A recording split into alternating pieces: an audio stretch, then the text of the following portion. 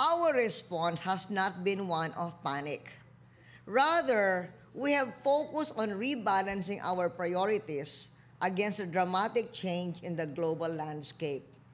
For instance, we are making transformational investments in physical and human infrastructure, not just to soften the blow of a softening economy, but to prepare ourselves for a rebound. And all the while, we are balancing the need to invest in the country amidst the global slowdown with the longer-term fiscal objectives that we have been working hard to achieve over the last 8 years.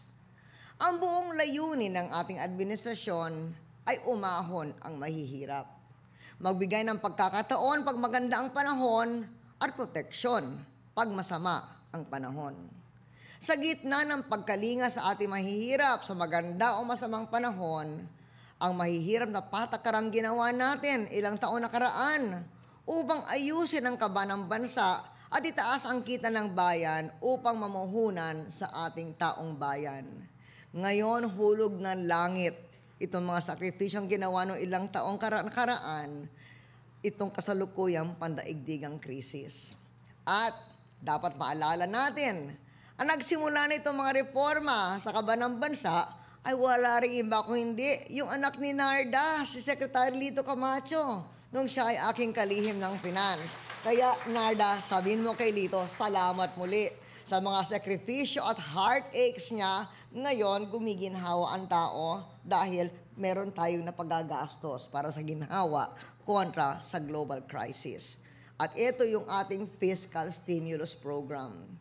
Our fiscal stimulus program, which will fast-track government spending in such areas as infrastructure development and agriculture industry development, is also designed to create many employment opportunities for those who have been negatively impacted by the global economic crisis.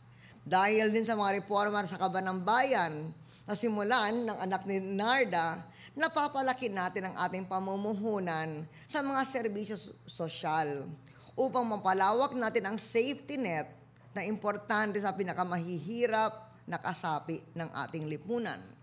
Halimbawa, we have exempted minimum wage earners from personal income tax, and we have increased the personal exemption of non-minimum wage earners, kaya mga earning 150,000 and below, hindi sila nagbabayad ng income tax.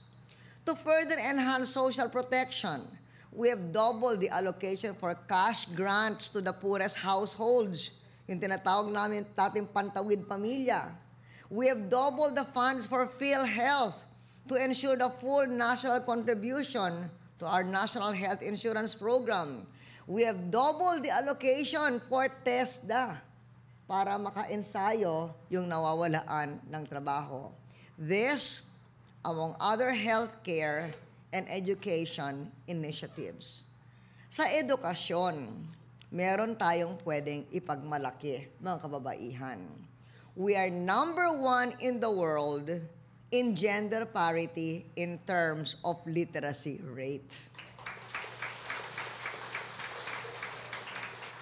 Kahapon, yung isang justice ng India na babae, hindi siya makapaniwala na ganong kalaki ang literacy rate ng ating kababaihan. Sabi niya, you're #1, pati ba sa mga probinsya? Yes, pati sa mga probinsya. Mas mataas nga ang literacy rate ng kababaihan kaysa sa kalalakihan. And we share the #1 spot with a few other countries for female enrollment in primary, secondary, and tertiary education. Kayo ang testigo, mga educated women ng ating bansang Pilipinas. The Philippines we see today is very different from the Philippines I inherited 8 years ago. Today we have a country that is safer and more secure. Today we have an economy that is stronger and able to withstand shocks such as what the global financial crisis is throwing at us. Dito sa ating katatagan, napakalaki ang magagawa ng kababaihan upang mapagtagumpayan ang pagsubok na hinaharap ng bansa mula sa pandaigdigang krisis ng ekonomiya at sa climate change. Kaya aasahan ko ang buong pusong pagtulong ninyo tulad din ng napakahalagang dati na ninyong binibigay na tulong sa akin.